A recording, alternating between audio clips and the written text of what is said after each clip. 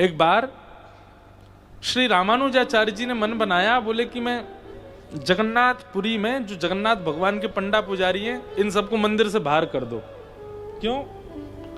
बोले ना नियम का ध्यान, कभी कभी आप जगन्नाथपुरी जाओ तो ठाकुर जी का शयन पूछो, कितने बजे शयन होता है, कोई समय नहीं। कभी 10 बजे सो रहे हैं, कभी 11 बजे सो रहे हैं, कभी 12 बजे सो रहे हैं, कभी 1 बजे सो रहे हैं। और उठने का समय कभी 3 बजे उठ रहे हैं, कभी 4 बजे, 3-4 बजे उठ ही जाते हैं। सोते कितना, 1-2 घंटा बस।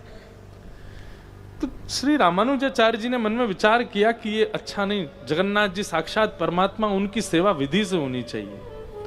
और अपने 5000 शिष्यों के साथ गए और जाकर के जगन्नाथ मंदिर के सारे पंडा पुजारी बाहर कर दिए। अब वो तो रामानुजाचार्य जी तो आचार्य हैं, उनको कौन रोके। और किवाड़ बंद कर दी बाहर से।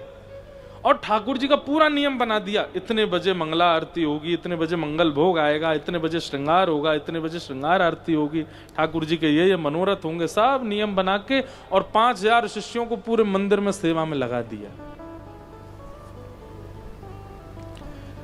3 दिन हो गए। रामानुजाचार्य जी बड़े प्रसन्न, बोले अब अच्छा है, देखो कैसी विधि विधान से सेवा हो रही है। रामानुजाचार्य जी ने जाके ठाकुर जी से कहा, जय जय समानंद, अब आप प्रसन्न हैं? ठाकुर जी बोले, मुझे प्रसन्नता नहीं है। बोले क्यों?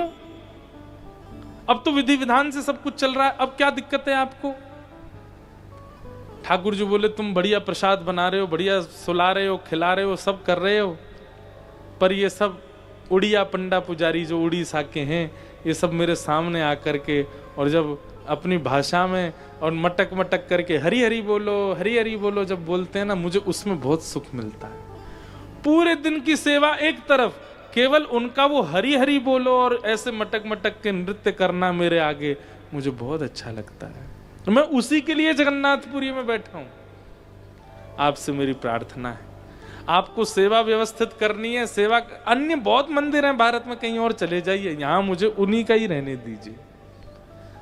जगन्नाथ भगवान फिर कहते हैं, रामानुजाचार्य जी फिर भी नहीं माने। नहीं, आप भले ही परमात्मा हो, आचार्य की बात आपको माननी पड़ेगी, ऐसे ही बैठिए। और रामानुजाचार्य जी नहीं गए, सेवा में ही रहे। तो ठाकुर जी ने अर्धरात्रि में गरुण जी से कहा, बोले सुनो, इतने बड़े पर कर लो अपने कि सोते भये रामानुजाचार्य जी और इनके 5000 से सबको अपने पीठ पे बैठा के सुला लो और दक्षिण में छोड़ आओ। और रात में रामानुजाचार्य जी सब शिष्यों के साथ सोए थे, गरुण जी गए, एक एक को जाके अपनी कमर पे बैठा, विशाल हो गए और सबको लेकर के उड़े और दक्षिण में त्रिचिरापल्ली श्रीरंगम, वहां जाकर के लैंड हो गए। सबको सोते भये छोड़ के वापस आ गए जगन्नाथपुरी। अब यहाँ रामानुजाचार्य जी के सुबह ब्रह्म मुहूर्त में नेत्र खुले, नेत्र खोल करके देखा तो समुद्र अंतर ध्यान कावेरी जी प्रकट हो गई।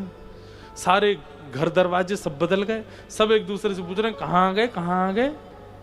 तब सबने देखा, बोले राम राम राम, हजारों किलोमीटर दूर दक्षिण फेंक दिए। रामानुजाचार्य जी बोले, जय हो नाथ। कोई कहता है आप वेदों से रीझते हैं, कोई कहता है आप विधि से रीझते हैं, कोई कहता है आप नियमों से रीझते हैं, पर वास्तविकता तो ये, जिससे आप चाहते हैं आप उससे रीझते हैं।